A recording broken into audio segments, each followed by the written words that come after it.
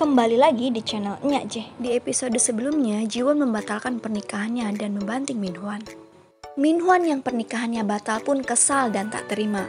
Lalu dia mencoba mendatangi apartemen Jiwon. Tapi ternyata yang membuka pintu bukan Jiwon, melainkan seorang pria berbadan besar. Minhwan pun kaget, ternyata Jiwon sudah pindah apartemen. Scene berikutnya, Jiwon membuka pintu, lalu masuklah Pak Bos dan Hyun. Pak Bos memberikan bunga untuk Jiwon dan dia sangat suka. Ternyata Jiwon pindah ke apartemennya Pak Bos. Di sana, Hyun dan Pak Bos pun membantu Jiwon merapikan dan menata apartemennya. Hyun yang melihat kedekatan kakaknya sedikit menaruh curiga. Dan dia mengingatkan Pak Bos karena Jiwon akan menikah. Pak Bos pun bilang kalau Jiwon orang baik, jadi sewajarnya dia membantu. Hari berganti di mana Jiwon dan Minhwan pun bertemu. Dengan emosi, Minhwan mendatangi Jiwon. Tetapi saat di depan mata, Jiwon malah langsung menampar Minhwan berkali-kali. Jiwon berkata kalau Minhwan berselingkuh dan dia menemukan celana dalam wanita di dalam mobil Minhwan.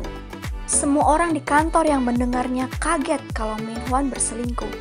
Dan Minhwan pun teringat kalau dia pernah ahem-ahem bareng Sumin di mobilnya. Tak lama dari situ, Jiwon langsung melepaskan cincin dan melemparkannya sembarang sampai cincin itu rusak. Perselingkuhan Minhwan jadi bahan gosip hangat di kantor. Tetapi mereka masih menerka-nerka siapa selingkuhan Minhwan yang tega menyakiti Jiwon. Di tempat lain, Minhwan dan Sumin bertemu. Di sana, Sumin berusaha menenangkan Minhwan tetapi gagal.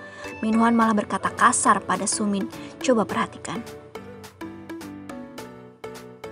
Parah banget kan nih cowok, habis manis cepat dibuang. Perkataan Minhwan pun tak sengaja didengar Pak Kim. Dia berlari menghajar Minhwan dan dia tak terima kalau Suminnya diperlakukan seperti itu. Nama tadi sekaligus membuka bahwa selingkuhan Minhwa itu adalah Sumin, sahabat Jiwon. Berita pun langsung menyebar di kantor. Sumin menghubungi Jiwon, dia berada di depan apartemen Jiwon.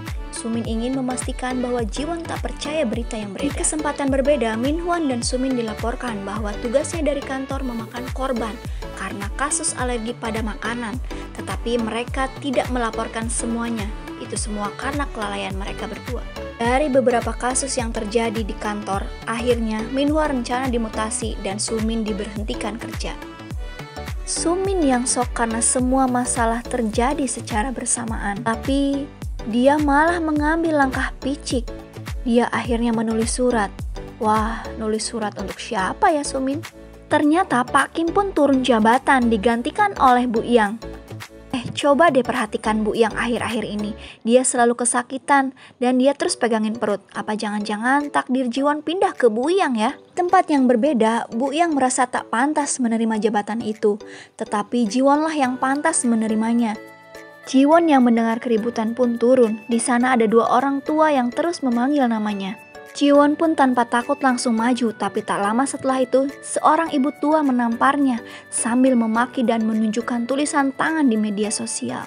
Jiwon pun melihat tulisan tangan itu yang mengatasnamakan dirinya, sebuah pernyataan di mana untuk membersihkan nama seseorang. Dia pun berkata kalau ini bukan tulisannya, tapi dia tahu perbuatan siapa ini semua. Dia berteriak memanggil nama Sumin dan langsung menariknya ke depan dua orang tua itu untuk meminta maaf. Dengan drama air mata, Sumin meminta maaf karena dia sudah keterlaluan.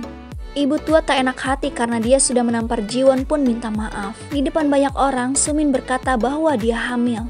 Semua orang yang mendengar pun kaget, termasuk Minhwan. Lanjut part 2 ya, jangan lupa subscribe.